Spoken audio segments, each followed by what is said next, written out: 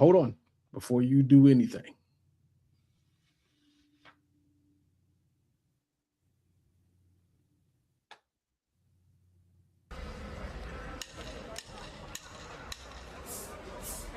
Go for it.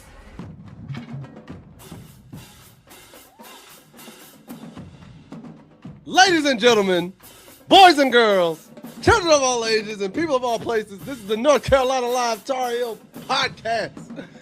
I am your host with the most, the captain of the Hooligan Express, one half of this great podcast, Tornado McCray, and that gentleman over there is my colleague on this side of the Mississippi. Tell them who you are. Yo, what's good? What's happening? How you living? It's your boy, Ricebox26, and we're back again with another North Carolina Live. How's everybody doing today? I'm doing, honestly, I'm hit and miss. I'm hit and miss. Like, It'd be like that. I'm happy for what happened today. I'm sad about what happened yesterday. Highs and lows and everything that goes. So it's been a day, man. It's been a day. I wanted to use this on that umpire yesterday, but I was told to refrain. So As I was told to refrain.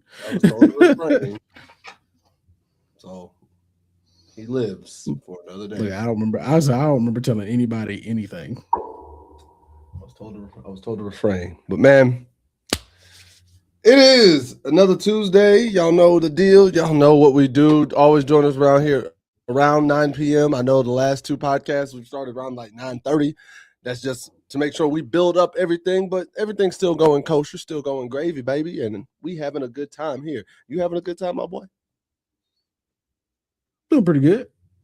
I feel like I made it pretty well after a 24-hour shift. 24 hours. You are 24. Big fro. Oh. You're gonna do a 24 with big fro? Do you think you could survive? Do you think you could survive listening to that man for 24 hours straight, just nonstop? Probably. No breaks. Like you don't get a single break. Like you just hear this for 24 hours straight. Probably. I'd have to see. I had to see. Like if the beat ride, then I might. So you're just gonna be cool listening to the same beat for 24 hours straight. If the beat ride, I might be all right. Oh. It's big, bro. But ladies and gentlemen, we're gonna get into tonight's docket. A lot of things on our plate, but the first thing being that our boy Caleb Wilson has been drafted to Chicago. Him a bull. Caleb Wilson is officially a Chicago Bull, drafted number 4 in the NBA draft. Happy for him. Happy to see him. I wish the Pacers would have had their draft pick, and I wish they would have also gotten number 4. That would have been lovely. Had they got 4, and then we could have drafted Caleb Wilson. But you know what? It's okay. It's whatever. It is what it is. It happens. But happy to see him heading to the Windy City. He's actually the first top 5 draft pick for UNC in the NBA draft since Marvin Williams and Raymond Felton back in the 05 draft. And then he is the 4th Tar Heel ever drafted to the Chicago Bulls. Y'all know the first one, a guy by the name of Michael Jordan. You might have heard you might have heard about him. Next one I definitely forgot about. Shaman Williams. He was taken in the 98 draft, the year literally about 2 months after Mike retired with the Bulls. He was taken 34th in that draft, so he was a second-round draft pick. And then in 2019, our boy Kobe White was taken with the Bulls with the 7th overall pick. So in terms of Tar Heels Bulls picks, Wilson is the second highest drafted one.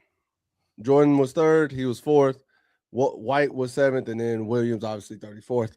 So I think that's kind of cool. I'm honestly, I'm happy for him. But I will say Chicago has a notorious history. Like since Jordan retired, has a notorious history of players getting injured up there. And it scares me. It scares me for his career, if I'm being 1,000%. Because Lonzo, Levine, White, D Rose, The list just goes on and on and on. Like even Jimmy Butler got hurt when he was there. Look, like I'm just saying, bro. It scares me to think about it. Dwayne Wade was hurt like the 1 year stint he did there, and it looked weird because it's like dangerous. It's a dangerous city, man. I guess, bro. I'm just I don't know if they used all their voodoo on the Jordan years. So now their health now their health department and their like strength and conditioning is cursed like Defense Against the Dark Arts. Listen, like they got to defeat all the Horcruxes. Listen, in a city that's trying to jump you in a subway, I'm just saying. But they not. Crime has been reduced. I'm telling you, it's just Voldemort. There's Horcruxes in the city. Listen, it is dangerous going and buying sandwiches nowadays. There are Horcruxes in the city. That's the reason why they're so bad. And they have not defeated all the Horcruxes. And half of them are in subways. Buying Italians. I think I just got that joke. Are you talking about the subway shop?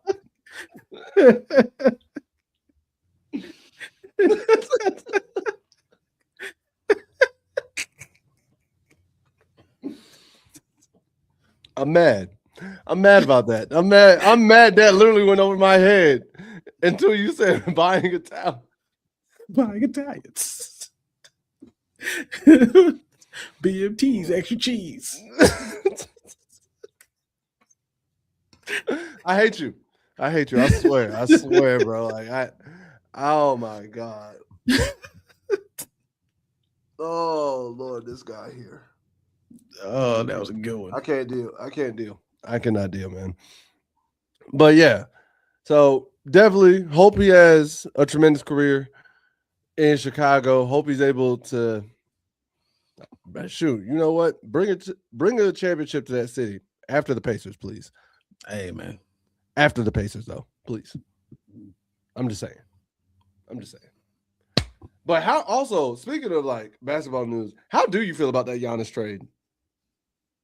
Because it's in the same area, in the same vicinity. So in basketball right now is on mine. So Milwaukee, Chicago, Indiana, like it's all right here in the same division and whatnot. So I just had to ask. I think Miami lost this trade. You think so?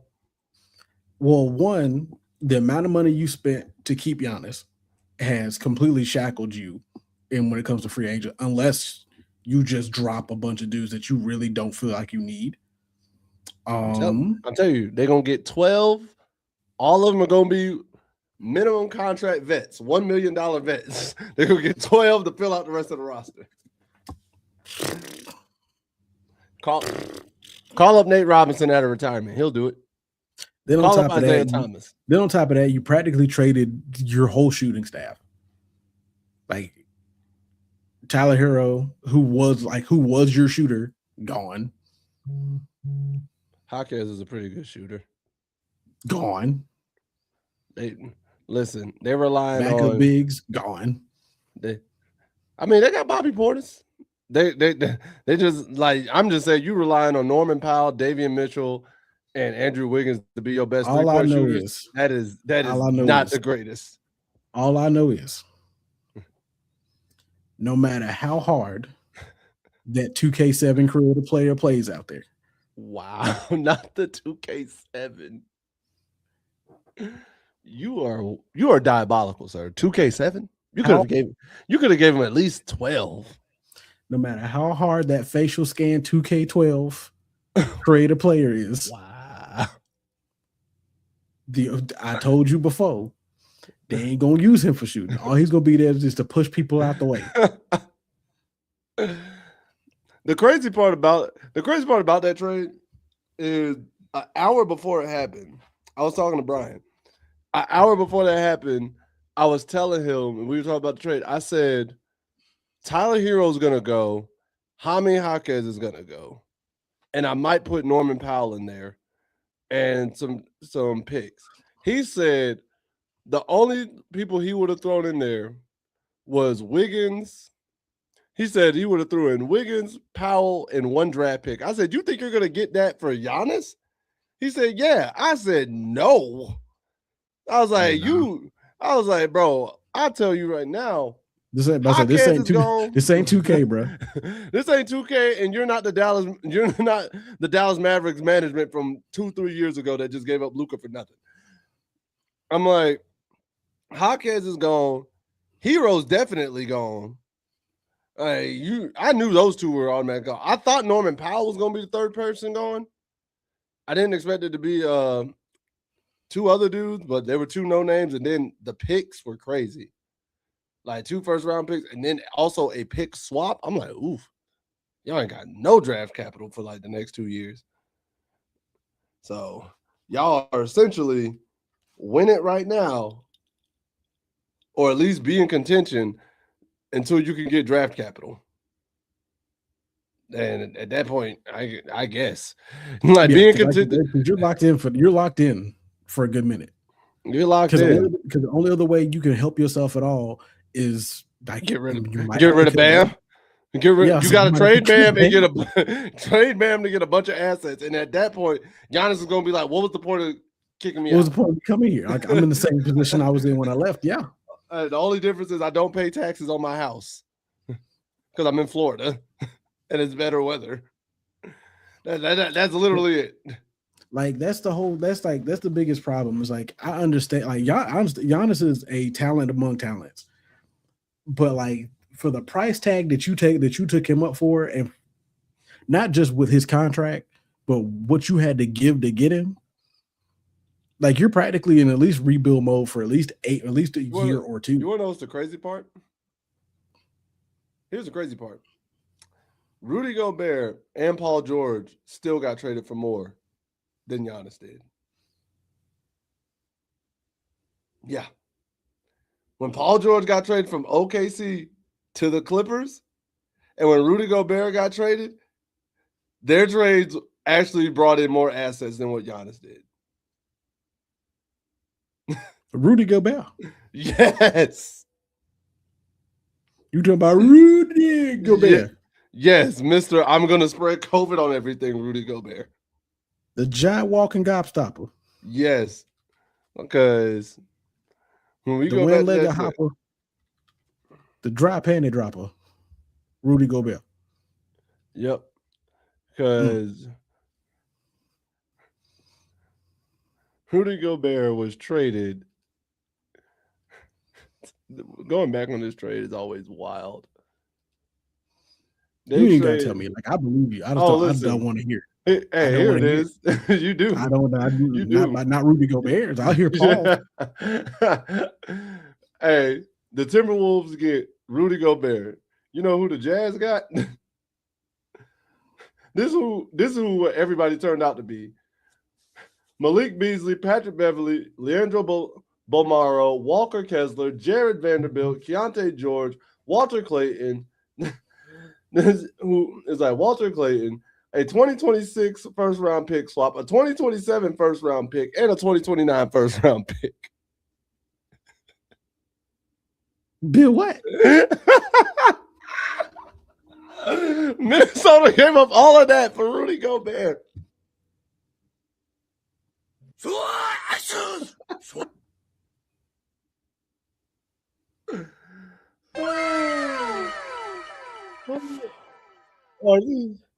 Actually, I think, yeah, it might have been the other way around. If either Rudy got that, let me make sure. Yeah, Rudy went to Minnesota. Everybody else went to Utah.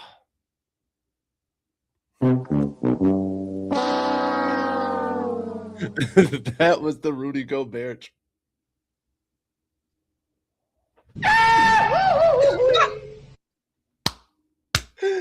The fact that you know, no.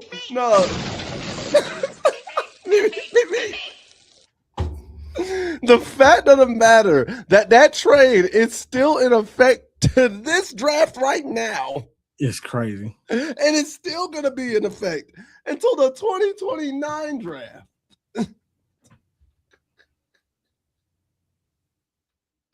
Now, what Utah's done with the current pick, like the 26, the 27, and the 29, I don't know. But the fact that the effects of that trade goes up until 2029, that's crazy. Is God, like here's the thing. Rudy Gobert went for that. Paul George went to the Clippers. And this is what the Thunder got. SGA, Dario Gallinari, the Heat's 2021 18th overall pick, the Clippers 2022 12th overall pick. And look who here. Oh God. Which turned into Jalen Williams. Now I see him. We turned into Jalen Williams.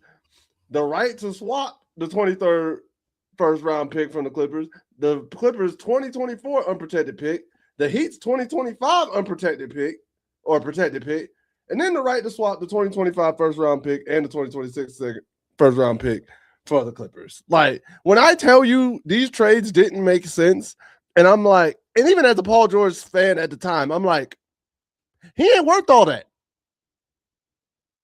He ain't worth all that. Like, and then you see Luka go for peanuts. And KD just, I'm like, bro, I don't understand trade value anymore. And from now on, anytime I play franchise mode, I turn off like the trade denial, because I'm like, none of y'all know what trades are worth anymore. You ain't about to reject me because you said this trade is infeasible, and I just saw it happen in real life. Listen here. Oh, that trade override always on from now on, because you're not about to disrespect me, because none of these trades make sense anymore. None of this makes sense, sir. None of it. In the court of popular opinion, this is bullshit. Basically. I'm just saying, bro. It don't make sense. Madness. But again, shout out to Caleb Wilson. Hope you have a great career, man. And my mental health can't take the chaos I've seen. Listen, you've had enough going on. So, former UNC running back Elijah Green has started his own nonprofit called the Mind Over Muscle Foundation, which promotes and helps trying to, bring forward that whole stigma and remove the stigma of mental health in sports. Can I sign up? No. Wow. So much for removing the stigma. Because I don't know how. So you just gonna tell me no? So you just gonna tell me no? Like, I ain't leaving me behind. Wow. I'm trying to get better. I'm trying to help myself, and you're denying me. You're denying me my growth. That's crazy. Then no, because if you're gonna grow, we are growing together. I'm not doing this by myself. That's crazy. Because sometimes just talking about it isn't enough. We gotta talk about it and we gotta do it. We're partnered up here. We are friends and we are helping each other out and helping each other grow into better people. And so you just tell me no that I can't. You just told me no, I couldn't sign up. Not without me. Wow. I don't know how to do it. So if I don't know how to do it, you don't know how to do it. We're just gonna both be over here confused. It's all right. So we both just gonna go through mental health problems. Is that what you're saying? That's it. We are broke. This is what it is. You see this, America. You see this, Canada. You see this, Mexico. Shout out, Mexico. Like, you see this. This man gonna sit there, make me suffer in my mental health anguish. Because fix my healthcare. We'll figure it out. Did you say fix your healthcare? Fix my healthcare. Says the EMT. Wait a minute. I feel like I have probably some of the best things to say about this. Sir, comparing your job to my job, who's going through mental health issues more?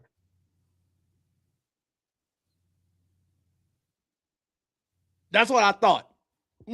Not even.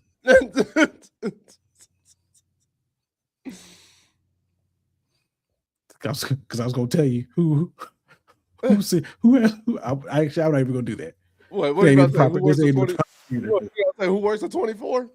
Not even that. Who see more dead bodies, me or you? Who can sedate theirs? You or me?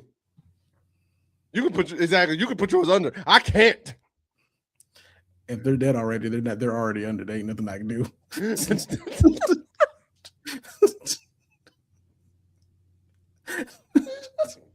got to be the darkest episode yet. Like, this is why mental health is important, people.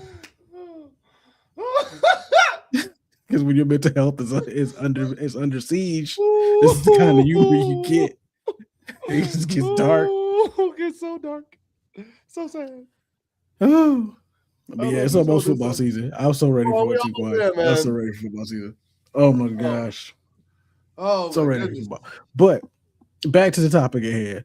So with him starting the program, because he went through it himself when he got to college, he eventually formed a negative mind space of it's NFL or bust. Like it's NFL or die. That's it. There's no ifs, ands, or buts. I have to get to the NFL now that I'm here. And that ended up forcing him to go through a very rough period when it came down to his career as a football player. Mm-hmm. Because he'd have games where like he'd feel like the ball's going to come to him. He's more nervous, heart racing, and really got to the point where he was just wishing the ball didn't come to him at all. Because he's putting so much pressure that he has to be perfect. Because in his mind, he has to be perfect. He can't mess up. He has to make it to the NFL. He's not just playing the game. Right. And then you've seen players after a while end up getting into situations that didn't need to, especially like with Elijah talking about his childhood. He lost his childhood friend, Bryce Pitts, who was more like a brother than him. And as an avid UNC fan, he was among the most excited and supportive of Elijah's college career. He's, I'm going to see his brother, his family, and I'm burying my best friend carrying his casket a couple of days later. And then I'm back in Chapel Hill because we have a season to prepare for, and I haven't had time to grieve. And you've had that happen. And I've seen some stories, even of professional athletes that have had something deep go on in their life, and they only got given like a day or two to be away from practice to go through whatever the situation was. I think there was one guy that said like his wife had his daughter. He was able to go to the birth that night, but he was expected to be back at practice like a day and a half later. That he didn't really get a chance to even bond with his kid. And that's unfortunate that was really a thing, especially like back in the day like that was really and it's crazy because I saw a video and it was an overseas basketball tournament. I want to say it was in Spain. And the coach was asking about one player who went back home. I think he came back home to the States in the midst of the playoff for the birth of his kid. And the reporter was like, oh, hey, how do you feel about him going in the middle of the playoffs? And he's like, okay, well, like, what's the issue? He's like, I mean, this is really important to the team and so on and so forth. He's like, yeah, he's like, yeah, so it's the birth of his kid. That's a major moment.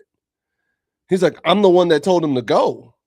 Yeah. Like the coach is like, I told him to go. And he asked the reporter, he's like, do you have kids?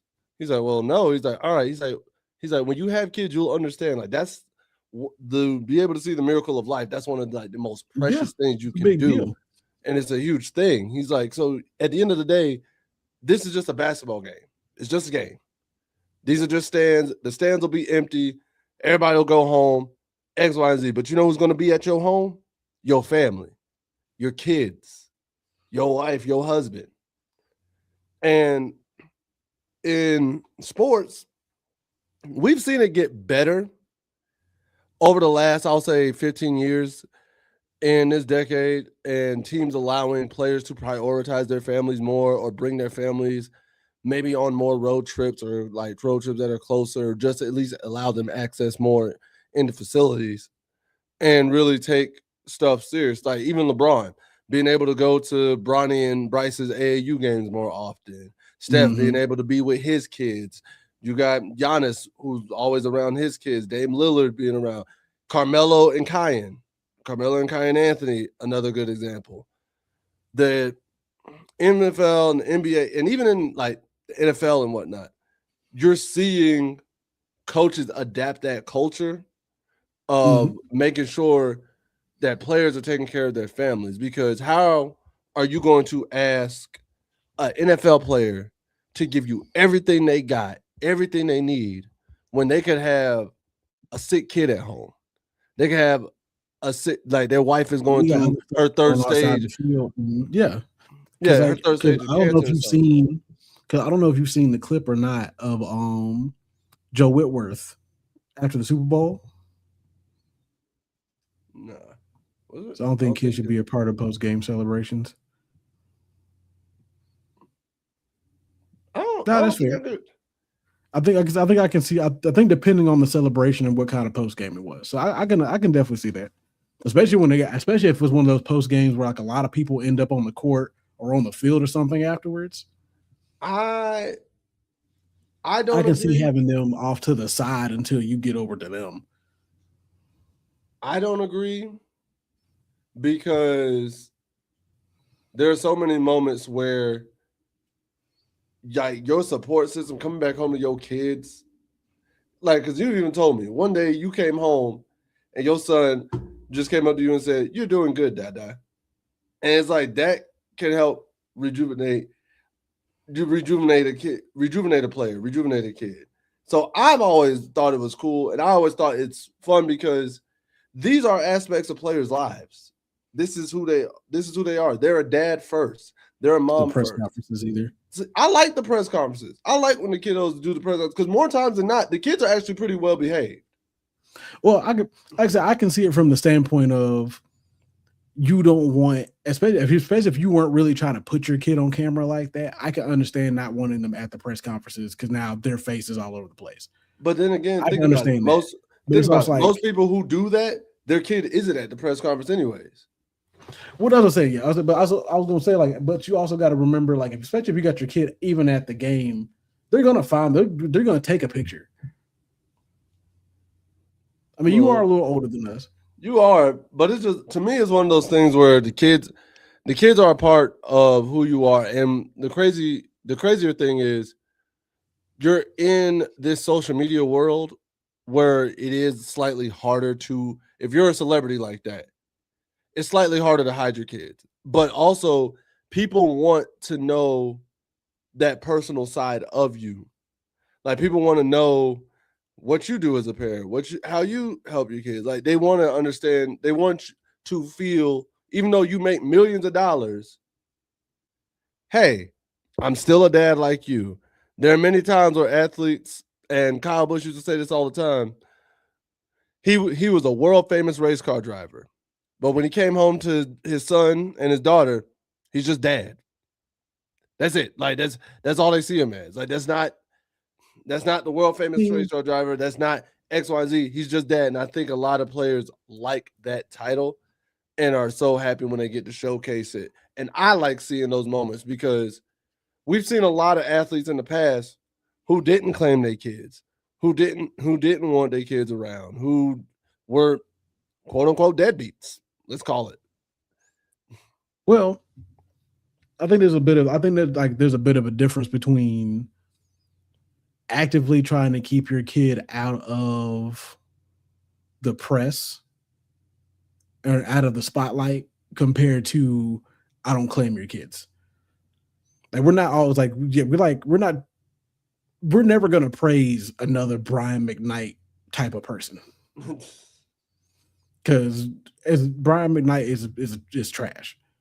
But like when you have people like we can even take like we can even kind of use Michael Jackson for an example. Michael Jackson as a parent was trying to keep his kids' faces off camera. Like he knew that, yeah, I'm gonna be out with my kids and you're gonna come and you're gonna end up seeing me with my children. But if I can help anything, I would rather make it to where you don't see their face on a regular basis or you're not seeing their whole face. So that way, when you see if they're out in the street by themselves, you're not harassing my kid because you don't recognize who my kid is. I mean, I can understand that, but but you're also not wrong when it comes down to like, because me personally, I also like seeing, let's say like the end of Super Bowl celebrations. You see the player and their family and their kids running up, jumping, and being excited together. Now, do they need to be up on stage with you? No. Do they also need to be kind of off to the side, out of harm's way? I can also agree with that. I don't, because I think they can be up on stage if the organization allows it and the parents are comfortable with it. I think they can be up on the stage because one of the most iconic photos we got in Super Bowl history is Drew Brees holding his daughter, when she had the earmuffs on at the Super Bowl. They beat the Colts, and she's just reaching for the confetti. Another iconic photo we got Patrick Mahomes with Brittany and they two daughters. You see these photos and you see these moments, and I think that is an awesome photo for your family to have for years to come. If you don't do nothing else in your life, you don't do nothing else, you can have that. Again, and I'm gonna go back to Kyle Busch. One of his greatest moments and one of his greatest photos was when he won his first championship.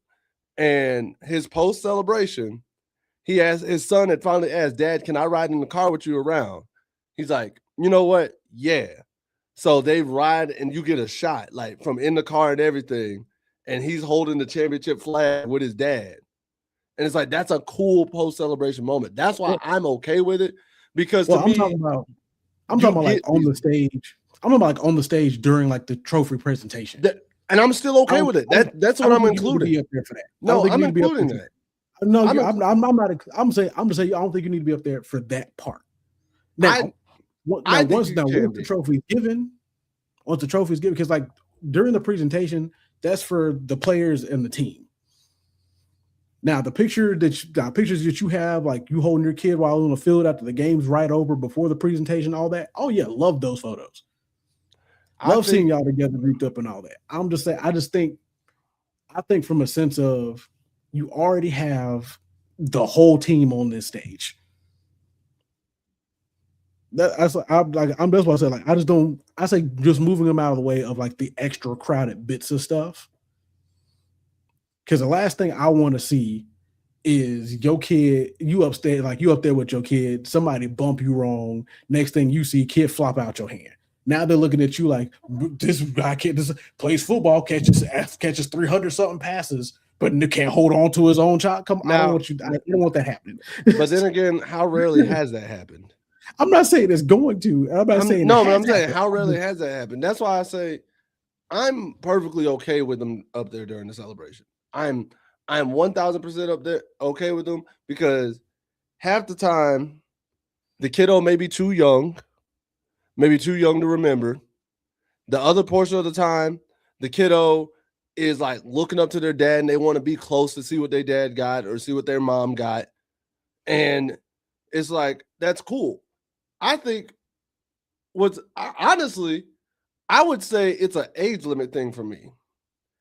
I'm more weirded out if I think like the 16, 17, 18-year-old up on the stage with the parent, as opposed to like the 5-year-old and the 3-year-old or the 8-year-old, because it's like, all right, bro, you don't need to be up there with your dad. You can wait till your dad gets down. You know what I mean? And I guess it's just that teenager mentality. Usually y'all are trying to separate from your parents.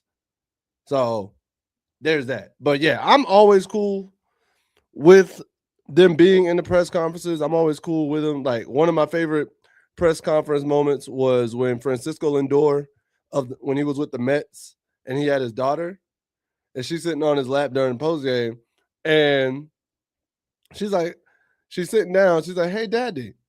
And he's like, yes, princess. And she's like, Buck. And she points and there was I guess a groundskeeper or a guy named Buck that works with the team. And she talks to Buck a lot, like in the organization. Like when she's there with her dad, she talks to Buck a lot. And he's like, yeah, that is Buck. And so she just gets quiet and she's smiling and waving at him. And he tells all the reporters, he's like, yeah, she's a real fan of Buck. They hang out a lot. And so I like those. Like I don't mind the press conferences because like it's whatever. Because some of the best moments we've seen come from press conferences, but that's a whole different topic to me. Right. So running back through this one more time, running back through this a little bit more. Because he was talking about like after that all happened, like he didn't have time to process, and he had 3 weeks to get ready for the season. He said, I was dropping passes again, I was not making plays, I was struggling mentally, and I didn't really understand it because I stopped going to my therapist once I kind of started seeing a lot of the success he was having, which common factor. Like people tend to do that once they feel like, okay, I'm making progress, I don't have to go anymore, so they don't. So he tumbled down the depth charts, like he broke his thumb on top of that. Lost his starting spot because he just wasn't making plays. And luckily enough, things did turn around when Phil Longo showed up, giving him an opportunity in the Duke game So he had 2 rushing touchdowns on 3 carries and a victory over the Blue Devils in 22. So he held on to the starting role for the remainder of the season, finishing with 558 rushing yards, second on the team behind Drake May. Oh, and 9 God. touchdowns as the Tar Heels advanced to the ACC championship game.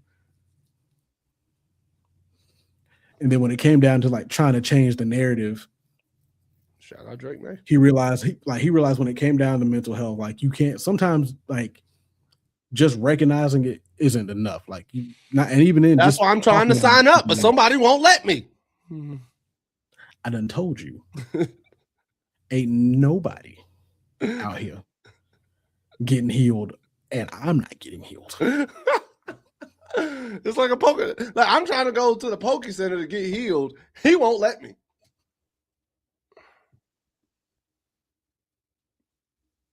I said what I said. So he goes on to say, we really need to make real change to where this is going to be integrated into the everyday athlete experience, where mental health is going to be as immersed in our culture as physical health is, and we're going to put the same amount of time and development into both, which I 100% stand behind. CC Senor, I'm with it. I am with it, bro. Take care of your mentals. Take care of your chickens. Take care of your mentals. And make sure you take care of your family. Because you asked somebody else, and I felt like I was the only one. As I started talking more about it, I'm getting exposed to more athletes. I'm surprised. I was like, what? You dealt with that? And even Abby D'Elia, who's a Division I lacrosse player in Binghamton University, who now works as a development and outreach assistant for Mind Over Muscle, her experiences, she says, it's almost very rare to see male athletes kind of stepping up and talking about something that they may look weak, like some may say talking about. Any person that he comes across, he wants to talk to, he wants to get to know them on a deeper level. So hopefully this Mind Over Muscle really takes off, and it really gets it really drives the point home and reaches the goal that it wants to reach. Because there are still far too many athletes that are just out and going through the struggle that they go through. Yeah. And not having a place where they feel like they're comfortable enough to be able to speak on it. And it's not just athletes, it's just everyday people on top of that, especially with the times and struggles we're going through now. A lot of it is because I say this for a lot of aspects of life. We're currently in a transition phase in society where a lot of the old habits and a lot of the old things that were taught to us by our parents, that were taught to our parents, our grandparents, our great-grandparents, are being broken by our generation, our siblings, and the newest generation now. Beforehand, you were told to suck it up and not talk about those things, man or woman. You were told to just handle it as you go and just keep it pushing, or that's the price that comes with being a man. That's the price that comes with being a woman. But now, and I honestly feel like our generation really is that first generation to be like, hey, yo, hold up. My mental is messed up. Like I mentally am like not feeling good. Like I don't know. Like this ain't it. And the traditional methods that you're teaching me aren't helping. I need external help to figure this out. And I don't want to have to carry this burden just saying, oh, well, it's just life, man. I'm like, no, there's got to be a way to unload this, still get through life, because I know life's not all sunshines and rainbows, and that's just a fact you have to accept. You're going to go through your highs and lows, but you don't have to go through those highs and lows and mentally carry a weight where you just see no way out. I mean, it's how you recover from them lows, man. Right. Highs are going to be great, but it's like when you hit those lows, like how do you come back from that? What do you do to recover from it? You have to be mentally strong enough and have enough mental support and emotional support to be able to get through those lows, to embrace them and get through them. So I hope it takes off too. I hope it takes off for sure, because it deserves it. Yeah. And speaking of takeoff, Gotcha. Ha! I beat you to it. You did. You beat me to it. Yes. Hold up, people. I got one. I got one on the board. I got one on the board. The man pulled out the straw erase board. Got one. But so I got one on the board, people, and it disappeared. So word on the street is Tar Heels dodged the bullet by not trying to help, but by dropping out of the race for Dusty May. Because Dusty May is now the head coach for the Dallas Mavericks. Yep. Heard that. So basically, according to Keeping It Heel, their thought process on this is we dodged the bullet because, like, why heavily pursue Dusty May just for the Mavericks to call him the next day and he just up and leave for the better job? Like, why put yourself through that? Because why not? Now they're saying now if he did take the UNC job, he might have been less willing to depart for the NBA right away before even coaching a game for the franchise. But the problem is, if he was taking calls from the NBA, he's eventually gonna go. Like, he's either gonna have that moment of either this is gonna be a productive year or I'm out of here. I mean, it's one of those sad things where it's like you hate to see it, and a lot of coaches don't. Like, some coaches don't do it, but then you can't be surprised when a college coach does do it. And it's like, bro, I like college, I really do, but I just got offered to go to the pro level. And if you're a coach, unless you're like the Gino Auriemma, you're a Pat Summit, you're a Roy Williams, you're a Rick Pitino, you're a John Calipari, you're a Dan Hurley, you are a Don Staley. Unless you, for even a Kim Mulkey, if you've firmly established yourself in the college game, and who's the college coach that was just for UCLA this year? Because I don't want to disrespect her. Oh, the one that the name escaped. Yeah, the name escapes me, but yeah, coaches like that. Yeah. Corey Close. Like, for coaches like that who have been in the college game, they really see the value of playing college, and they really want to help mold the pro athlete. Unless you're one of those coaches that's really invested in developing college athletes into professional athletes, there's gonna be a lot of them that are gonna go ahead and get that call from the NBA and be like, this is my holy grail. This is where I've been trying to get to. This is where I've been trying to get to this whole time. So why would I turn that down? It's like the same way as a player is trying to get to the NBA as a player. A good amount of coaches are trying to be NBA coaches in the NBA. And unless you just love the development, and what's crazy is those coaches, with the exception of Calipari, those coaches tend to be the ones that have players stay more than 1 year. Mm-hmm. Those coaches are the ones who can get you to buy in and be like, listen, I can turn you into one of the greats. I can turn you into a really good role player. Even if you're not like the star of the team, I can make sure you're recognized for your skill set and get to the next level and be competitive and be able to get a job at the next level. I can help you get there in the way you want to. And it looks good on their resume when those players get to the next level and have long sustained careers as effective players. Like, say what you want. The fact that Asia Wilson almost didn't go to South Carolina, but then she did, and she's turned into the greatest, the face of the WNBA, essentially. The face of the WNBA, and essentially the greatest women's basketball player that you could argue.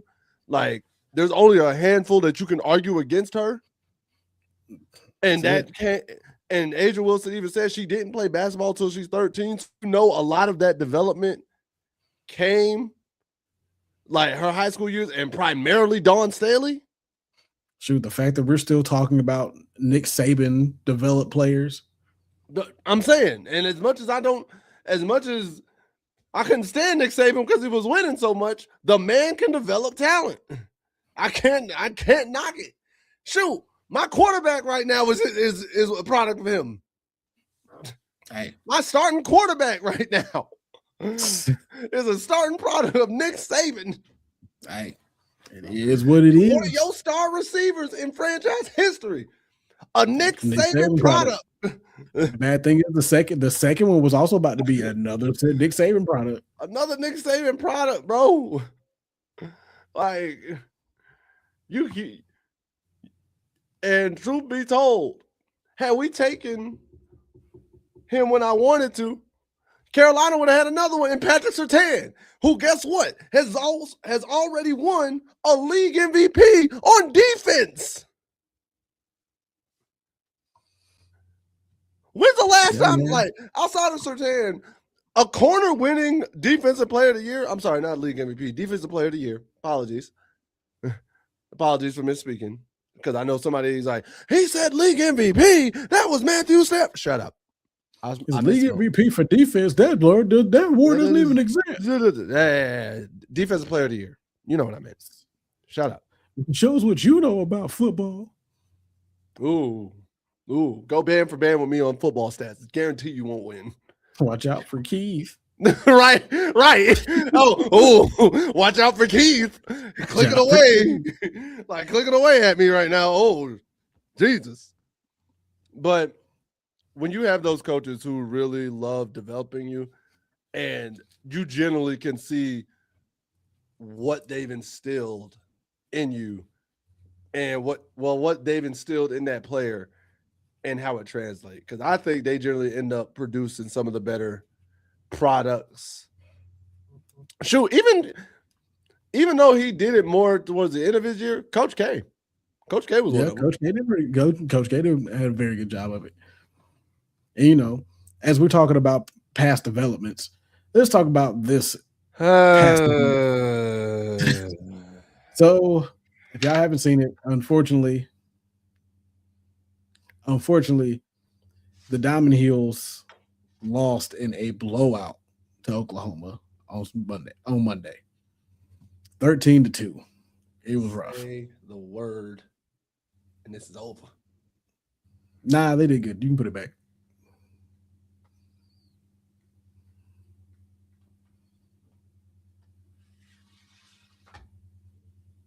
Good for you. Okay, hurt yourself if you want to. I won't. I won't be calling them emergency services. You won't learn nothing. Really? You won't learn nothing. What was that from? I know the exact show you're talking about. It's like, you won't learn nothing but call. It was from Family Guy when Peter fell down the stairs from the water slide in the house. Because I'm not calling the ambulance because you won't learn anything if you do. You won't learn nothing if I do. Oh my god! You know what? I saw side note, I saw a different name for the Tar Heels that I thought would have been great had we won. What? I didn't see it until literally after the game. The Oma Heels. I was like, oh, that would have been great on a shirt. So like an old man catchphrase. They do. Oma Heels. Oma Heels. Oma Heels. My arches. Eels. Oma Heels. My ancient Evil. That's how it was a rough showing for the Heels, man. Like there was miscues everywhere. They got antsy down the stretch, trying to force a whole bunch. It was walk after walk after walk, and then base hit to base hit. And the bad part is, like I said, it was 6-1 after 4. We still had a shot, and it just got away from the team. And you kind of just felt the momentum. Every time the Tar Heels seemed like they were building momentum, I got to give Oklahoma staff credit where credit is due. Their pitching staff shut all the momentum down, and their defense did too. Yeah. They shut it is what it down, is, man. and I was like, I don't like y'all. So I might do a soundbite to that and be like, it's 2039, and somebody reminds me of the 26 college World Series as a Tar Heel fan. Evil. You know something else that's evil? Them ranking Duke over us in these world rankings. Oh man, listen. Here's the bad part. So the headline genuinely read, UNC ranked 55 among universities across the world, right? So I got excited. I clicked the link. I'm reading through. Soon as I scroll down in the link, it's like, yep, and here it's like we got 9 schools in North Carolina. Here are the 9 and where they rank. First school I saw was Duke. I said, then why did you lead with UNC here? I wouldn't have even clicked this link. I wouldn't have even clicked because you were looking up North Carolina news specifically. That's why they brought the North Carolina the title. I'm like, bro. Now I don't know why you would do the whole article like that though, but whatever. Oh, right. That was the thing that made me. You could just say North Carolina ranks high in universities across the world, because at least then I know, okay, Duke probably in here, UNC's in here. I can at least know there's going to be some fluctuation. You said you led with UNC ranked 55. That made me believe, especially the way the article wrote, UNC was the highest ranked one in this article. Nope. Or the only one ranked in this article. Nope. And I didn't appreciate it. But for those of you who are curious, this was actually conducted by the U.S. News and World Report. And basically, they evaluated 2,250 schools from more than 100 countries across the world, weighing in their academic research performance and international reputation. The most schools that were ranked, no surprise, China. Honestly, that is not a surprise. And then second in terms of country was actually the U.S. with 275 schools in the rankings. And of those 275, 9 were in North Carolina. So you had Duke ranked 30th, UNC was 55th, North Carolina State was 128, UNC Charlotte 727, East Carolina 1,183, UNC Greensboro 1,298, North Carolina A&T 1,728, and then UNC Wilmington 2,021. So out of 2,250 schools in the entire world, 9 of them are in North Carolina, and we even got an HBCU on there. I'm about to say, shout out to A&T. Good for y'all, man. We got an HBCU on there. Shout out to UNC Greensboro. Shout out to East Carolina. I got to give them credit too. Hey, shout out to UNC Charlotte.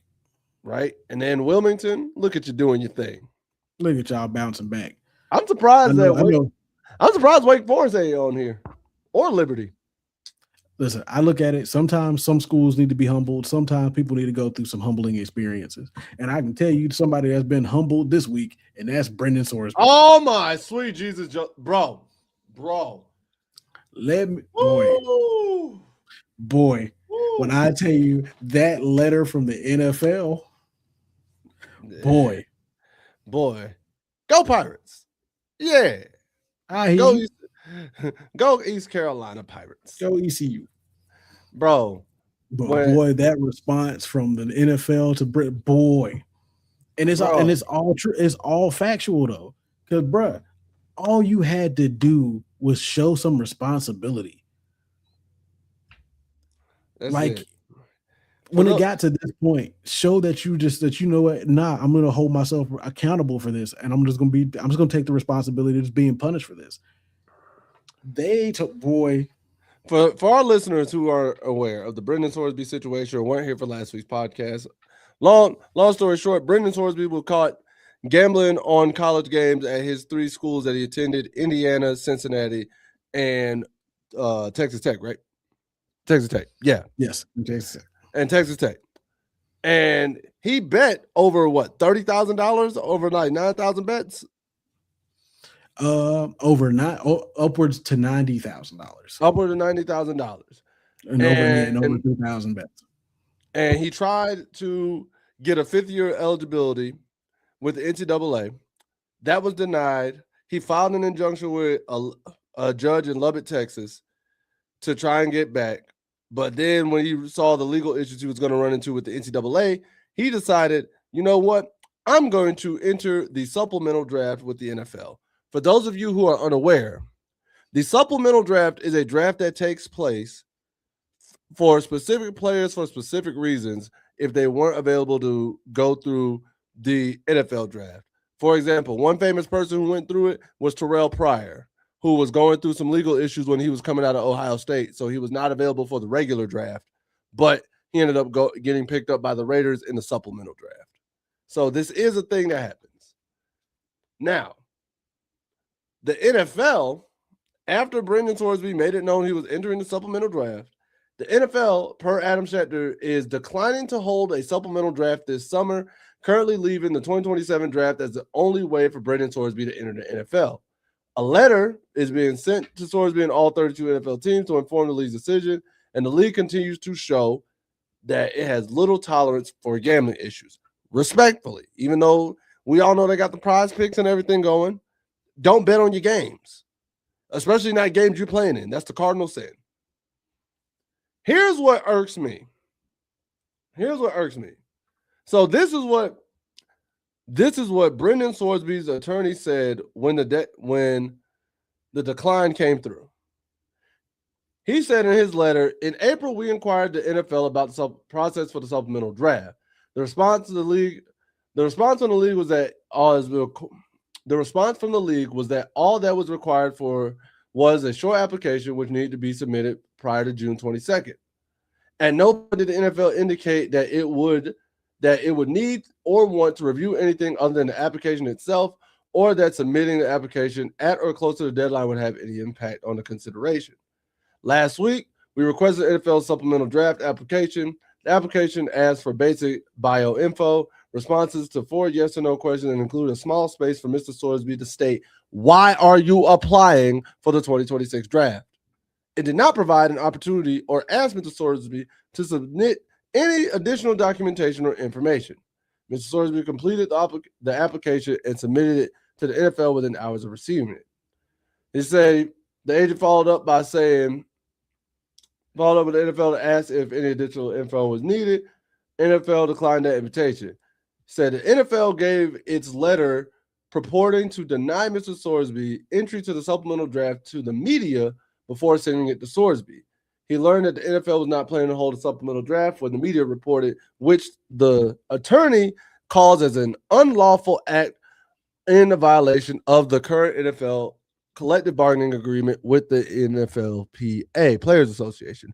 Here's the kicker. Here's the letter in response to that. Here's the kicker I want to say.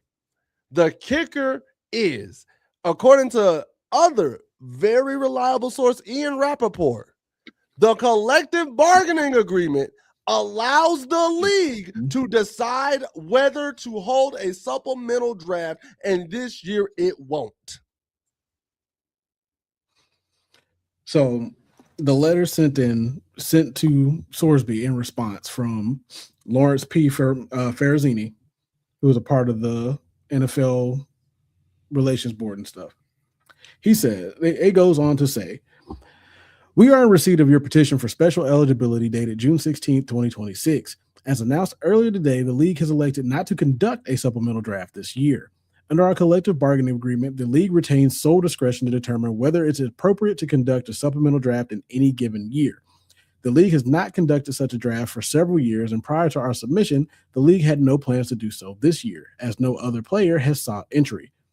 Your petition, filed 3 business days before the deadline without any supporting information or documentation, and only after abandoning your recent litigation efforts to avoid NCAA sanctions, does not provide a basis for the league to alter those plans. The issues presented by your petition are too significant and too closely tied to the league's core integrity interests to permit meaningful review within the timeline presented. The sole reasons identified in your petition for seeking entry into the supplemental draft are that you have been declared ineligible by the NCAA, have exhausted all of your avenues to continue in the NCAA, and want to now play in the NFL. The petition provides no information regarding the basis for or timing of the NCAA's decision. Public sources, however, indicate that in May 2026, the NCAA issued a determination declaring you permanently ineligible for participation in college athletics, based on a sustained pattern of improper gambling activity during your collegiate career at 3 different universities. The league does not have the complete record of NCAA's investigation, and you did not provide any such materials with your petition. Available information nonetheless indicates that over the course of your collegiate career, you knowingly engaged in repetitive and significant violations of NCAA rules designed to preserve the integrity of athletic competition. Reported conduct includes placing wagers on your own team and teammates, and to avoid detection, establishing or funding accounts in the names of intermediaries who place bets on your behalf. There are also reports that you may have violated state criminal law. Your petition does not address these matters, nor does it demonstrate accountability for your conduct or indicate whether or how you would adhere to the league's rules and policies governing the integrity of competition. Instead, even after receiving notices of the NCAA's decision rescinding your college eligibility in May, you sought to avoid the consequences of that determination through litigation rather than accepting responsibility for your actions, and you pursued entry into the NFL only after abandoning those efforts. As Commissioner Goodell has emphasized, participation in the NFL is a privilege that carries with it significant responsibilities, including accountability.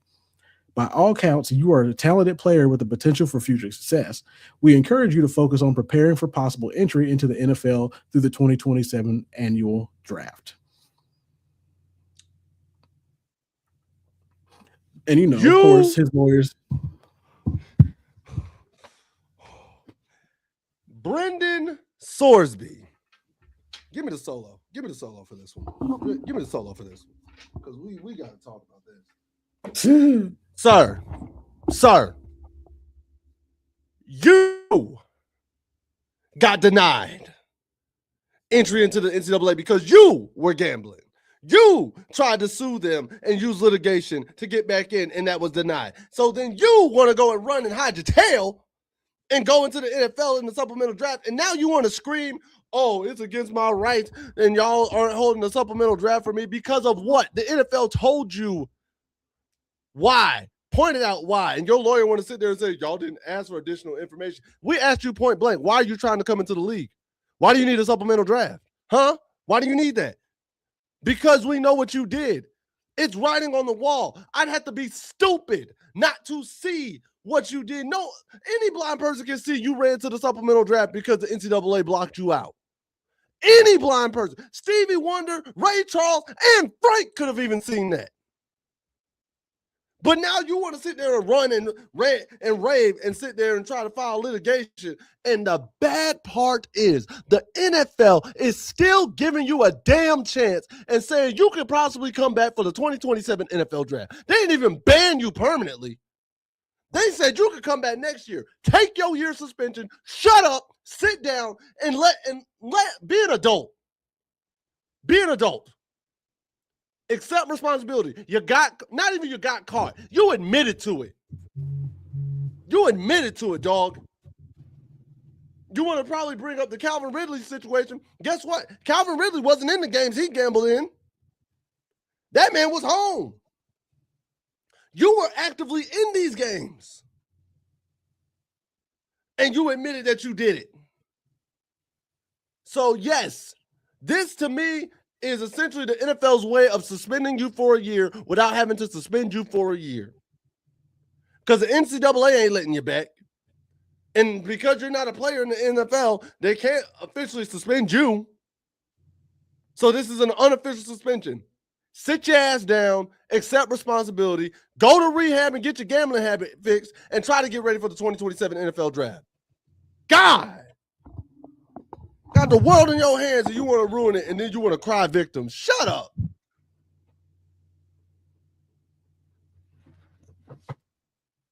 Thank you, man. I think that man had a good point. But yeah, no, I've said it throughout this whole situation. It's like, one, you made the mistake. That's it. Like, you went and you gambled.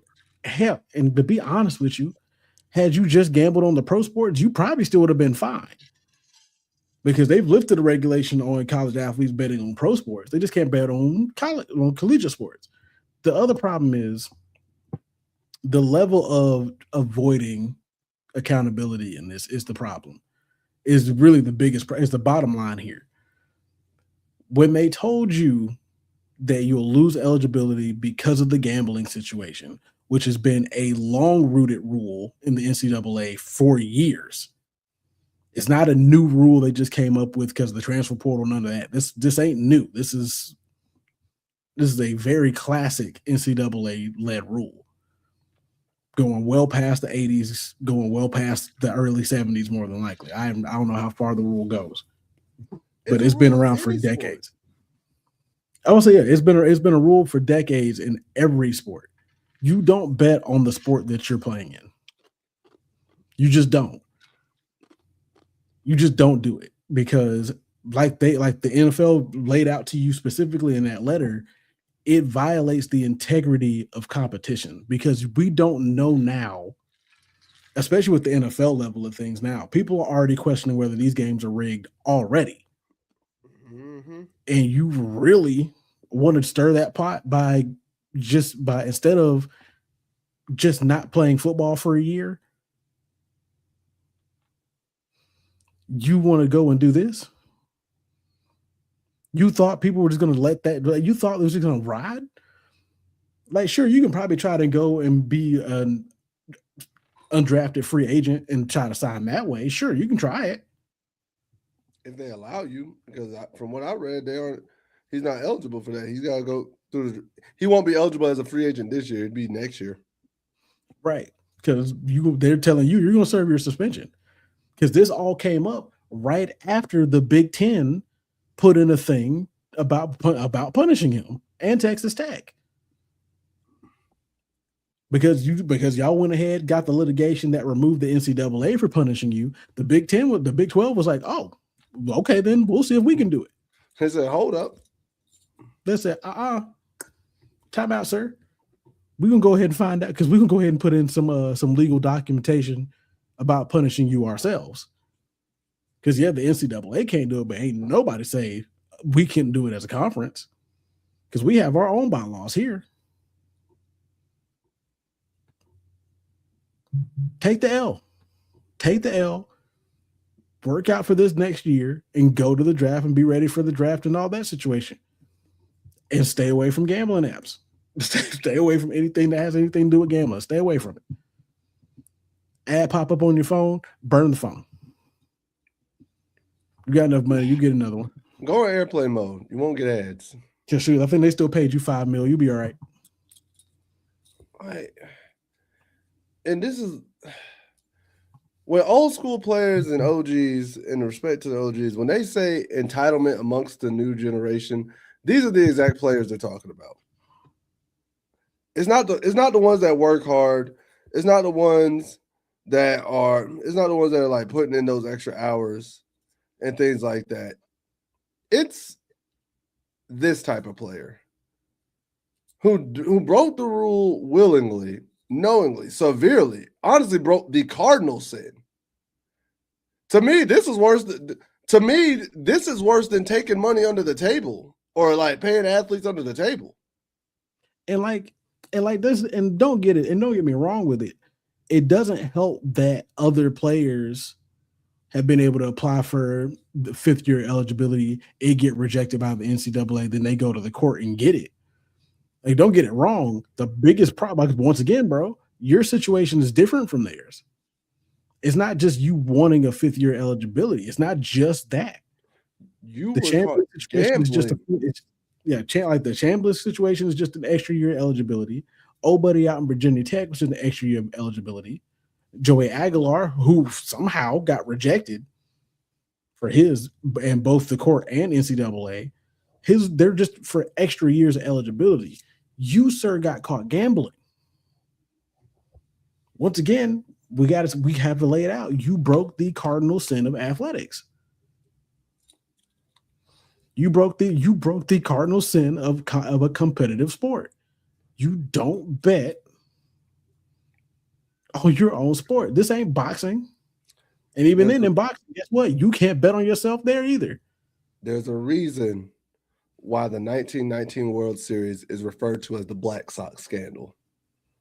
because literally the White Sox, 9 of the players on the team gambled and purposely threw that game.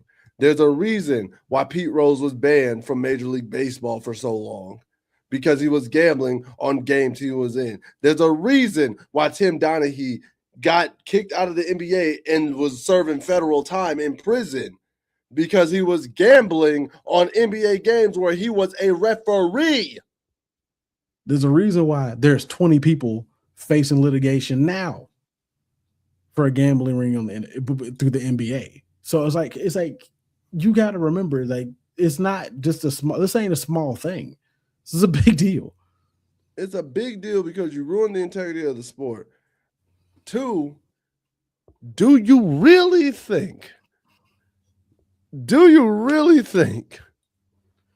the organization in charge, even though they push gambling to God knows what end, we've seen all the prize picks, Kalshi, and underdog fantasy ads, and I can't even talk too much because I had to do it for a little bit for my other channel. Like, I'm just calling what it is. I did they paid to be on the show. I was like, all right, well, I'll push it. Like, do what you want with it. But with all that being said, you really think they're gonna let you cut in on their money? You like let's be real. You really think they were just gonna let that slide and be like, yeah, he made money off of us? Wait, he took we saw the NCAA fight for years just not to pay players. Man, listen. You think they're gonna let you cut in on their gambling money? Listen. All I can tell you is insider trading at the regular person level would not be tolerated. It would not be tolerated. You got to be wealthy. Yeah. Insider trade, you were getting there, but you weren't there yet, buddy. So and insider by trading at the regular I'm level. Talking CEO wealthy, because as you see, players, refs, athletes, coaches, y'all ain't exempt. The moment you get caught gambling, they will, because you know what you're doing. You're taking the church's money. I'd have been that. You teaching them how to do what we already do. We can't have that. You're taking the church's money. You got your hand in the collection plate, and the deacon said no. So, oh Lord. So I know last week we left off with 3 players last week. I will say we got a new one I added in there too. We got 2 in there. Yeah. Because I added one today too, actually. Yeah. So do we looked at Inglesby, right? I don't know. Pull him up and let me see.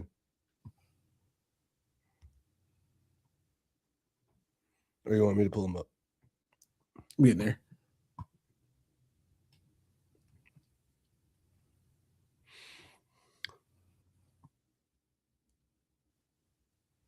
Jesus. Who am I looking at? Oh, there you go.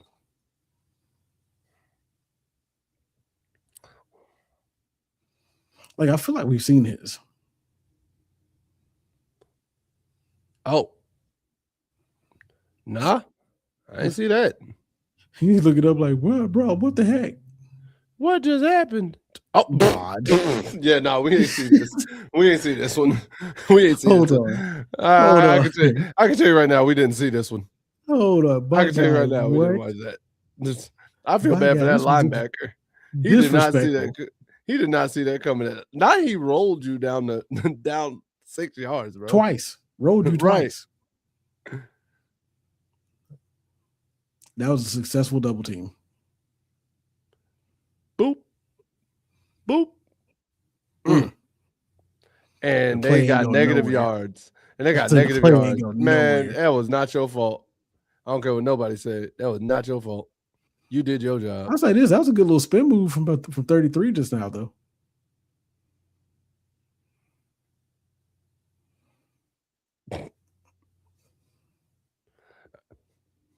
I ain't gonna front. He's the type of guy you can't stand straight up because I feel like you're going to be on the highlight to where he just lifts you out the air. If you stay straight up, Gets you right up under the armpits and just carries you right. 30 yards behind you. Skadoosh.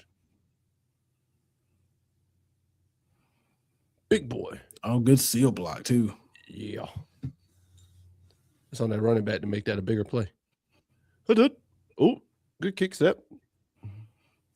It was all right. That's Good base. Stood no chance. I mean, I don't think he was even trying to get there. I don't think so either, but still. Oh, God. He stood no chance. Man, just blew up the whole thing. Yeah. Breaking news. Breaking news. Yeah, More those guys. The baseball bat bros. Those are the guys I was watching that helped me pick my bat. More at 11.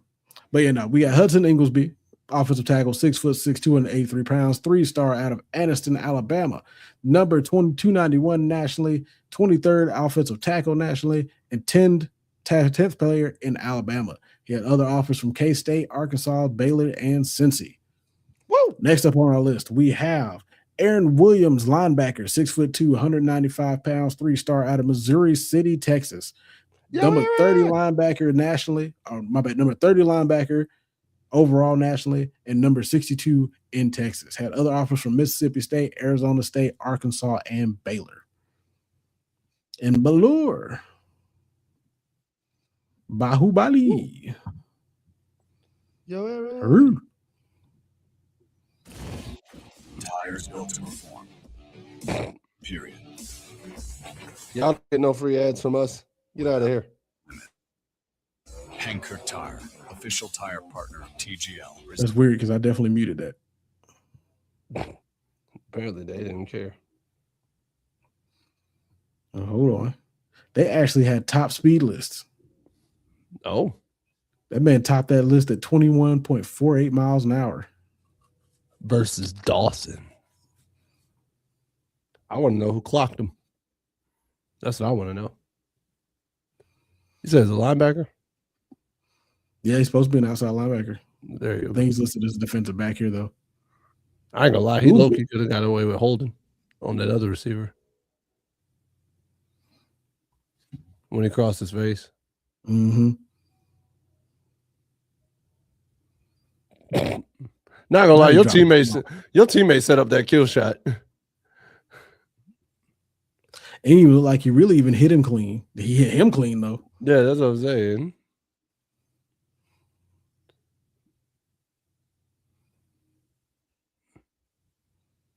I don't even know why you threw that pass. You should just threw that away.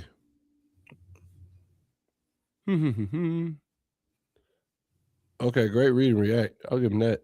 And nice way not to get caught up in the wash. Yeah. Ooh. Good job avoiding the block.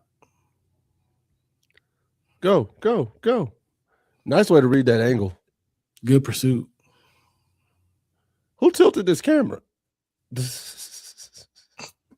Couldn't tell you. Like, bro, why is this camera tilted? Same guy who tilted this one. This their uncle. This the uncle recording this one. Not the uncle. This ain't the dad. This the uncle who recorded these. Guarantee you hear him say nephew if we could play the sound. Oh. Good read. Good shoelace. Woo! Boop. Oh, I was hoping for a kill shot. Move, ref. Nice way to meet him in the gap. That's it. Meet him in the gap. Meet him in the intersection. Meet me at the summit. Boop, boop. Oh, he took on the block and the runner. Meet me at the Wendy's. Foe. It's going down. Foe for foe.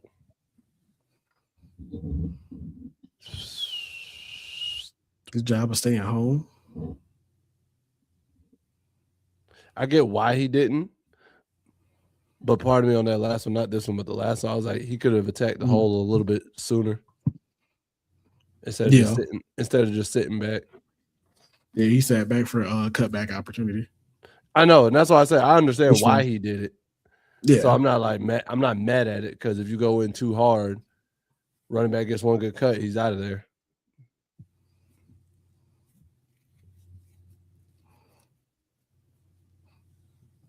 It's always good solid contact with him too. Boop.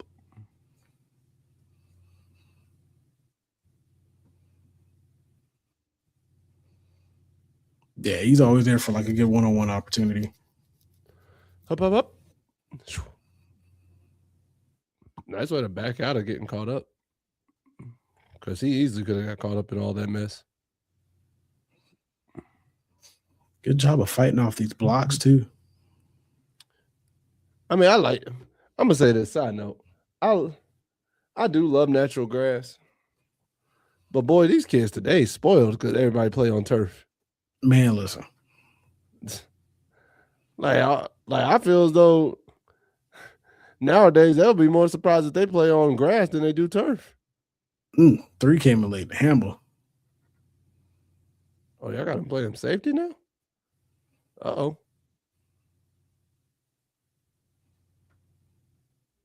Yeah, see, you could have attacked that way sooner. Because they had him playing safety on that play.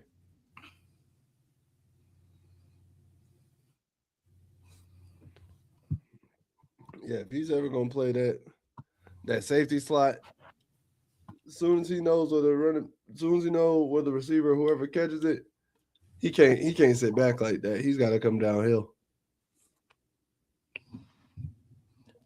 And then next on the list, we have Neil Roberts, interior offensive lineman, 6'3", 305 pounds, 3-star out of Winona, Missouri, 154th lineman in the nation, and 37th player in Missouri.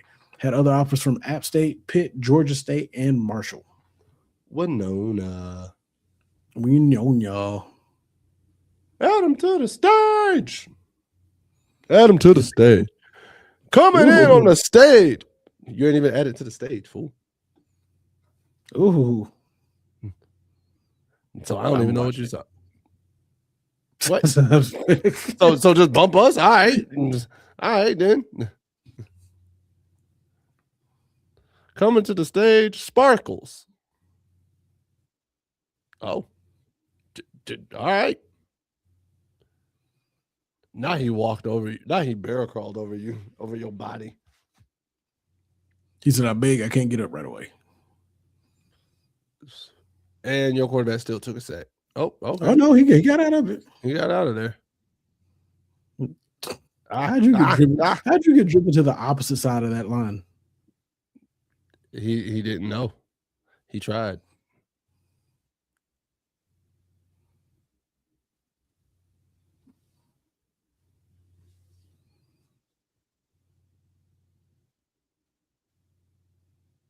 Holding.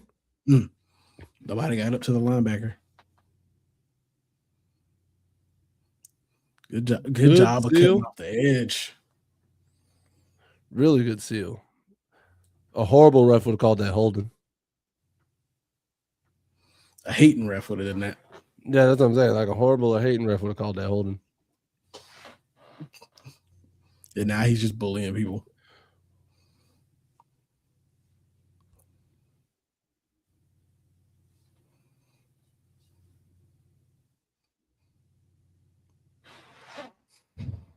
What was that? He's got good technique coming off of these zone blocks though. Yeah.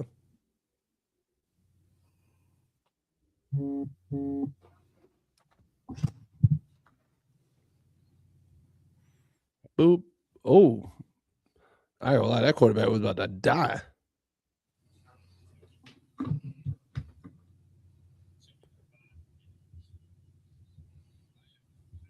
Ambro was offsides. Great seal. Great seal. Oh, he's killing them. Nah, like dude jumped off sides and he still kept him from getting back there.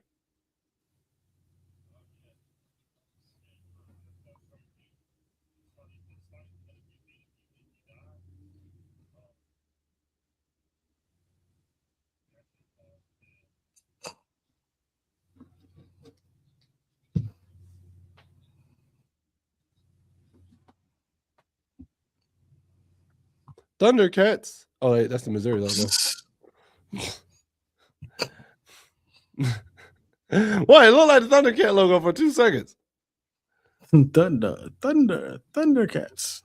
It looked like the Thundercat logo for 2 seconds. Oh. I feel you. You want the K-State logo, though. I thought that was the Missouri logo. That's Missouri. Yeah. But the Thundercat logo it's technically K-State's.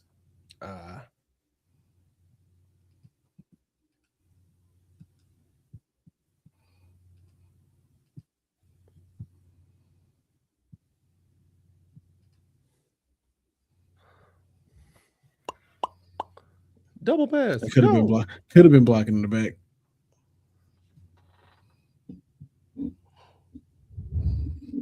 Whole other side of the line. Like you were on the opposite side of the field from where you started, sir. I got our next guy. Our next gentleman on the list, one of the new ones that I added today, Mr. Jaden Lindsay from Olney, Maryland. His high school is Our Lady Good Counsel High School.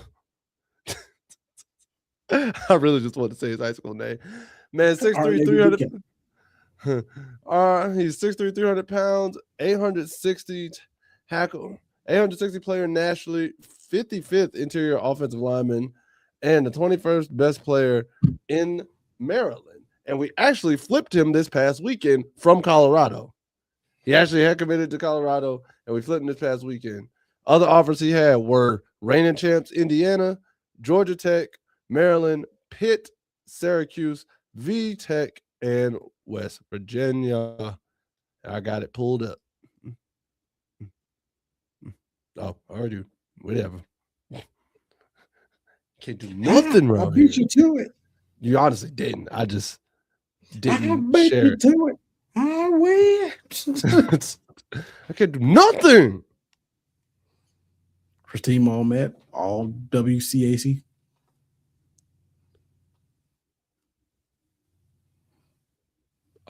Oh. Get your hey.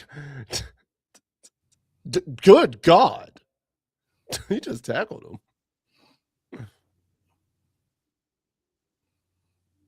him.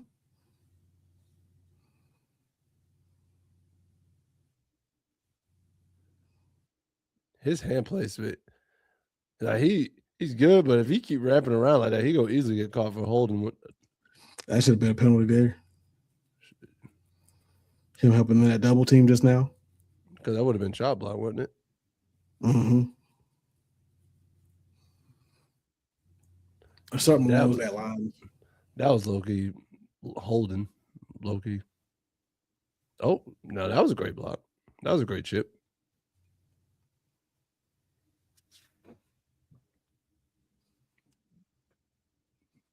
Just not enough to get the not y'all turn the dude around.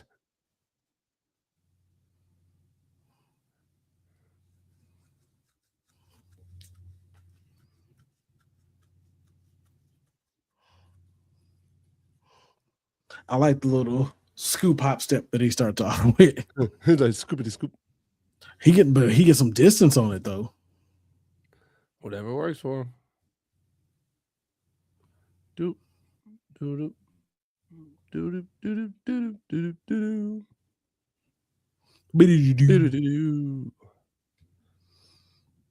Huzzah. All right. Go. Who's next? I like how he looks for another body immediately when his first option ain't there. He's like, all right, who else is here?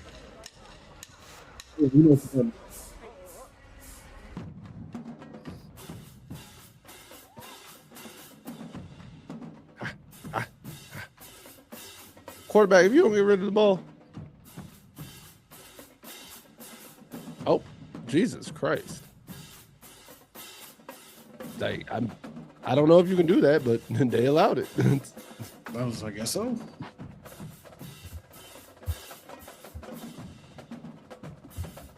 Uh-oh. Scrappy.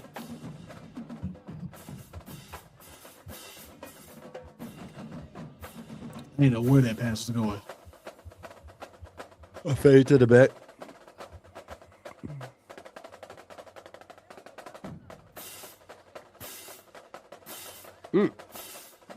Run, boy. You didn't know what you wanted to do. Get upfield. I like how he made sure, like he kind of Right, he said, chop, chop, chop, chop, chop. Now engage.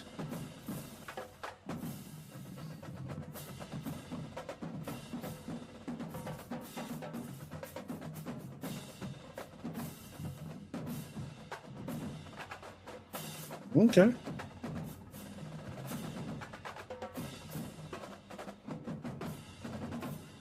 Well, that's it, folks.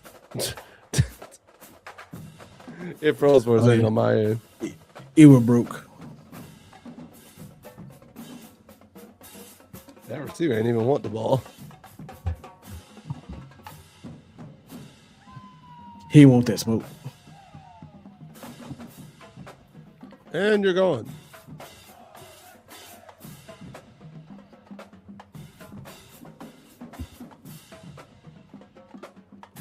See, I like this angle. I wish more games. and More teams schools had need this angle. I need this angle. I need this angle a lot more in both. Honestly, I need that angle at every level. High school, college, and even the NFL. Mhm. I need that angle. Oh, definitely. Yeah, definitely those three. I need that angle. Because I think that's great for film study too, because you get a legit over top lay Mm-hmm. and can see how stuff functions, how a zone breaks down, how your route concepts look against a certain zone or against a certain structure. So I like that overlay a lot. I need that angle a lot more. Carolina, implement that. Then use it against Atlanta, respectfully. Respectfully. Respectfully and disrespectfully.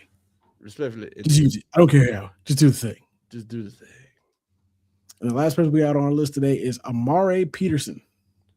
Wide receiver, 6'1", 189 pounds, 4-star out of Ridgeland, South Carolina, went to Bluffton High School. See. It's the number 173rd player in the nation, 25th receiver in the nation, and number 5 player in South Carolina.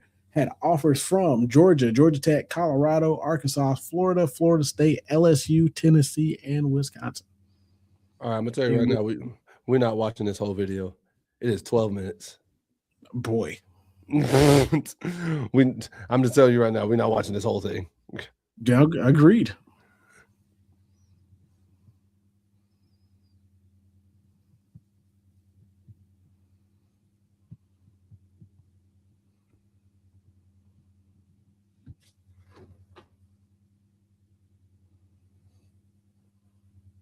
What? Good catch. Yeah. Okay. Yeah, because 24/7 described him as a yak machine. Great for him, but I'm also gonna say he did great, but that safety was trash. Both of them. Like y'all suck at tackling. He is a yak machine though. Sheesh. But once he get the speed going, you're not catching him. No, he's gone.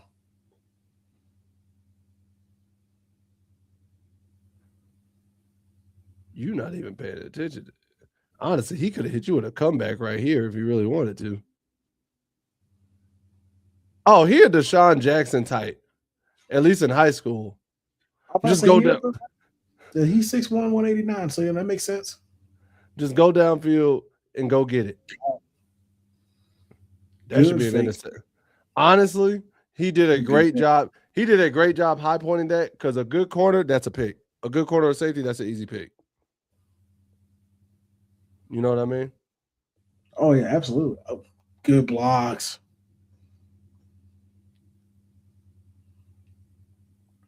Screen. Great blocks up front. Great blocks up front. That's on the line. Great blocks by the line. Everybody involved in that made that happen. Is this Somerville they playing? Jesus Christ. Maybe. They are in Bluffton. Again. Oh, that's the same catch from earlier. Just a different angle. Like he had to stop. That's what I said. A better safety would have easily high pointed that. Oh wow.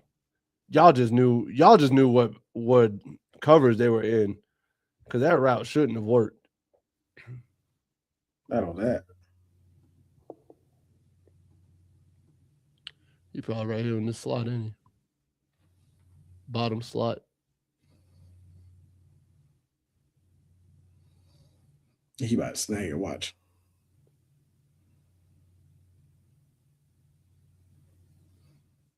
Yeah, basically, it just seems like as long as they hold up the line long enough, they just tell him, hey, just go deep. That's really it. Get open.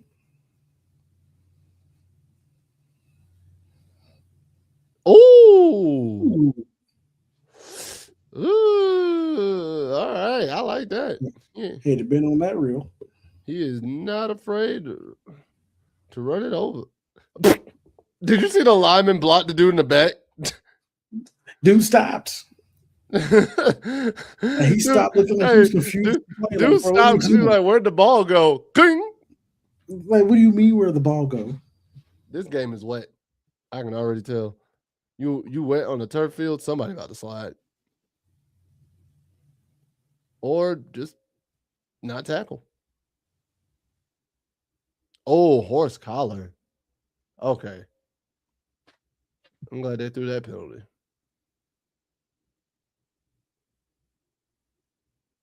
Oh, single coverage on the outside? Yeah, y'all were doomed from the jump. Bro, once bro missed that press, it was up. It was it. It was a wrap. Once he missed that press, it was up.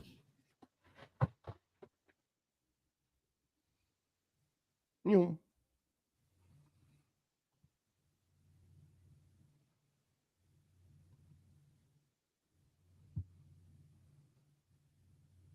Not the camera slowly panning like, oh snap, he made it. The camera's like, oh my bad, I forgot. I forgot. But yeah, nah, he's gonna be crazy. Yeah. He's gonna be our gadget guy for sure. As long as the line can block like this for him, he'll make a play happen. And then what's this? Single coverage on the bottom. No, you was in, bro. Yeah. As long as he can get somebody to lead him in stride, he gonna be a problem.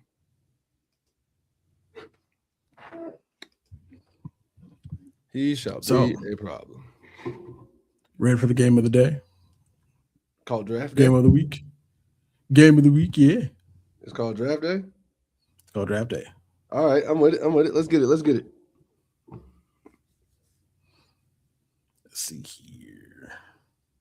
You want easy, medium, or hard? Bub it. Let's go hard. I don't know.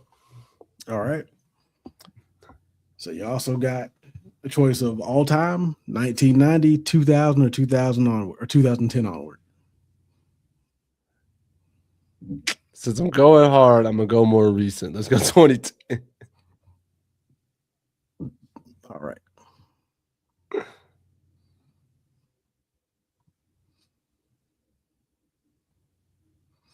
All right, sir. Can you build a 17-0 team? Oh, Lord.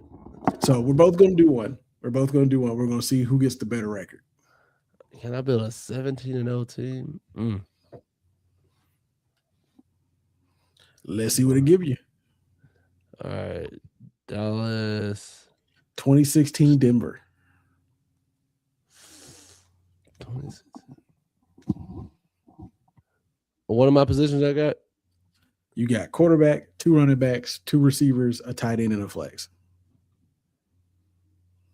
Okay, so I ain't got no defensive players. Nope, no defense. And you got 2 flexes, actually. So 2 of everything but quarterback. Is Demaryius Thomas still on this team? He yes. is. Yes, give me Demaryius Thomas.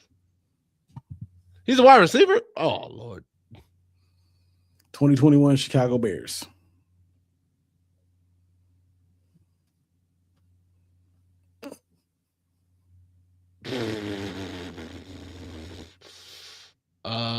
Ooh, 2021 Bears. Dang, that wasn't DJ. Oh, dang it. He's not there. I was about to say Khalil Mack, but in 2021? is it? Oh yeah, no, yeah, he wasn't there in Yeah, 2021. we don't have. Plus, we don't have defensive players on here. Yeah. Is Keenan there? Receiver? Nope. Dog. I do not know who was on that Bears squad. I'm trying to think. I'm pretty sure I think I have two answers, but I'm not entirely sure if one of them is right or not. Who's on that Bears squad? Well, what position are you trying to fill? Either a running back or a flex. So running back, they had Damian Williams, David Montgomery, or Khalil Herbert. Okay. And then flex, this is what you got. I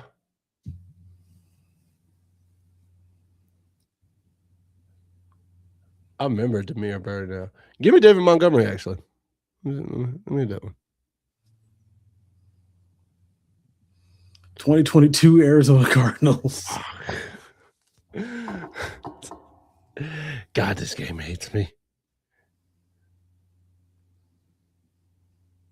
Who they had at tight end? No. I can get a better tight end. I can get a better tight end. Browder, Zach Ertz. Yeah, I can get a better tight end than that. Okay. Who are their flexes?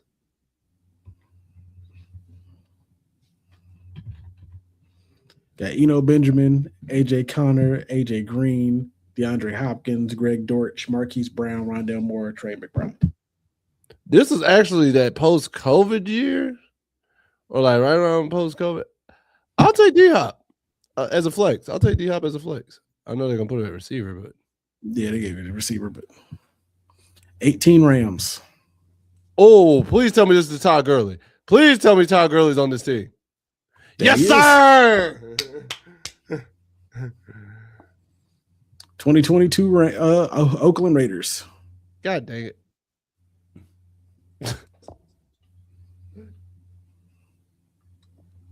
My team is garbage. I think Devontae was still on this team. Was it? Devontae? Wide receivers. Who I got? Yeah, Devontae Adams was still on here. Got Hunter Renfrow too. Oh, yeah, that was Hunter.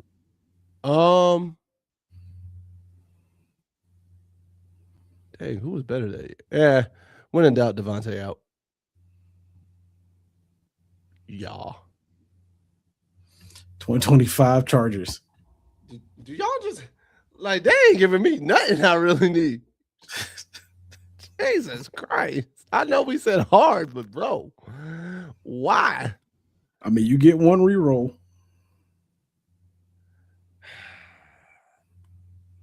I ain't about to waste it on this. Who are they flexes? Who are the flex options I got? Jarrett Patterson, Kimani Vidal, Marion Hampton. Oh, I totally forgot about him. Give me Lad McConkey.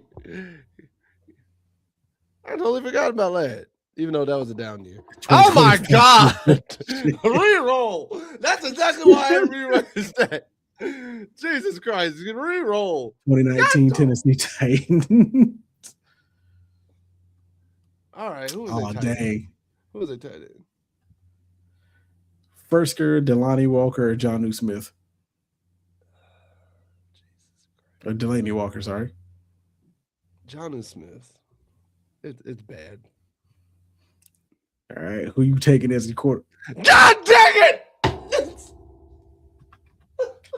Yeah, Joe Flacco or Sam Darnold.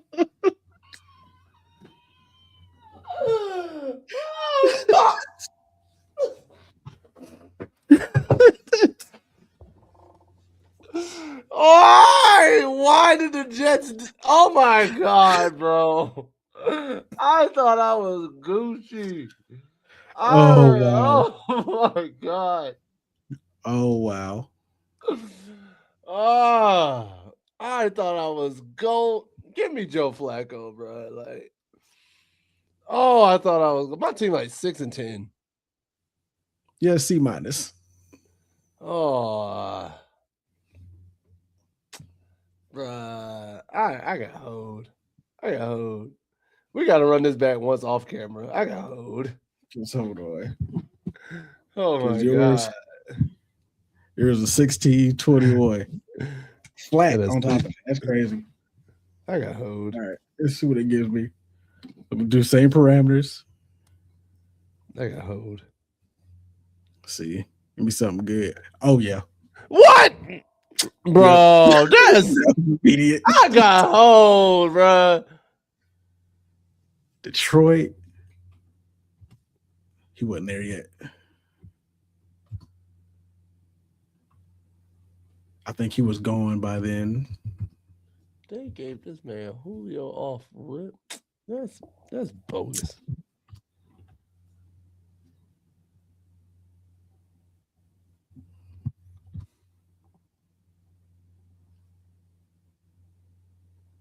Adrian Peterson was on that team? Oh, yeah, he was in Detroit for a couple of years. I forgot about that.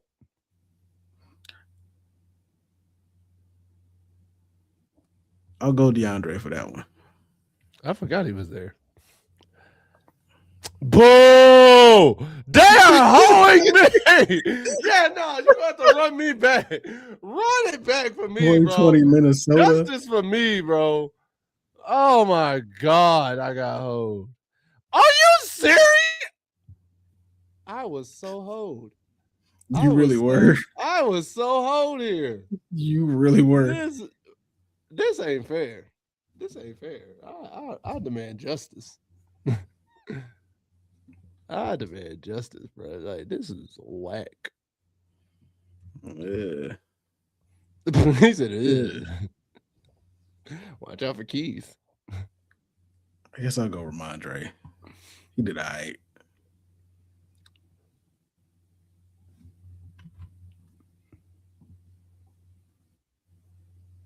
Yeah, he hated you, bro.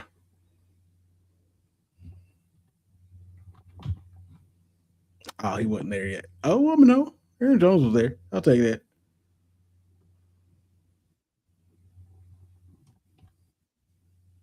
Who? Oh, no. Oh, so now they want to hold you finally at the very end, the last pick. You still beat me though. Ah! I don't know. I picked the wrong tight end. I didn't know who either one of those dudes were. I didn't know either one of them. The tight end is what won it. Hey, we were hold, but still got justice. Yeah, because of whatever this tight end was. That's just like fantasy in general. You got greats all across the board. Man. Yep, it really is. Oh man, that was fun. I enjoyed that. But now it's time for our favorite segment. Not that one. Sorry, that's for the Panther page. Don't judge me.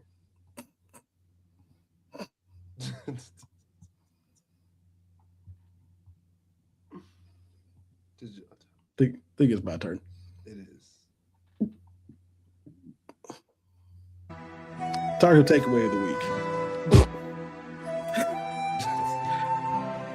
In these times of madness, all we can do is hold on to hope and believe that better days are coming. I'll tell you one thing. There are better days coming. You know why I know that?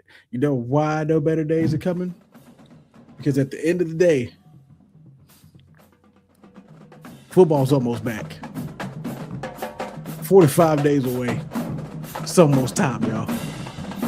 It's almost time for the times of boredom and confusion and just flat out hate. We'll be just out the door. Football is just a little over a month away. And I know I'm excited. I know you're excited. We should all be excited. Because at the end of the day, We're football fans. We're here to watch people knock at each other. And that is why I do this podcast. This is why we're here for you and you're here for us. Because we will entertain you and some people knock somebody else's head off. Government goes fly. Justice is not done, but justice is definitely righteous out here. Because revenge is well served, a dish of high grits. That's all I got.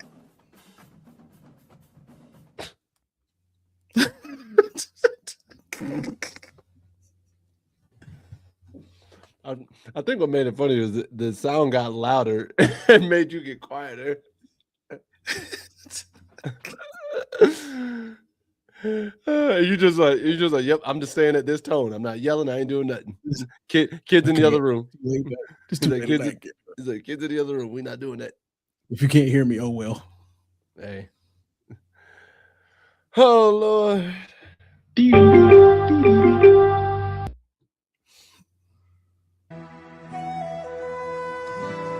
Well, I'm gonna tell y'all right now. Don't feel like you can just cuss out somebody because of their job, because they're trying to help you. Because God forbid, that person's just trying to help you get by. I get you upset. I get you angry. I get you going through things. Don't take it out on them. Because if they snap and pop your ass, now you mad. Now all of a sudden you offended. You like, oh, I'm accosted. Guess what? Freedom of speech does not mean freedom of speech. Remember that. Also, we got another holiday weekend coming up next weekend. So look forward to that, bro. And my paycheck hit this Friday, so I'm happy about that. Hey, listen, bro. Gotta look forward to something.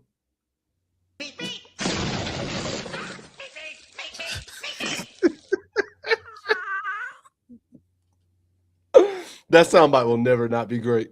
That soundbite will never gonna be great. Do the outro. Let's go, buddy. All I know is what we're waiting for is that one get hit on a football field. We'll have somebody walk around like this. Honestly, if we see that one hit this year, I'm definitely doing the meep sound for it. Maybe. Hey, it's like, oh, this catch is free. Bow! Ah, meep. That's it, man. But once again, appreciate y'all for coming out for another week of North Carolina Live. Remember, join us every Tuesday here, 9 p.m., occasionally 9:30. Sometimes things happen, life be life, but we be here. Now, I will go ahead and give a heads up. Sometime starting probably next April, my schedule is probably going to be all over the place, and I may or may not be here as often as I would originally have planned to be, but I will be here as many times as I possibly can. We'll see what happens. You said next April. Yep. We'll see, though. I ain't done the thing yet. But outside of that, y'all stay safe out in these streets. We'll see y'all next week. Peace. Yeah.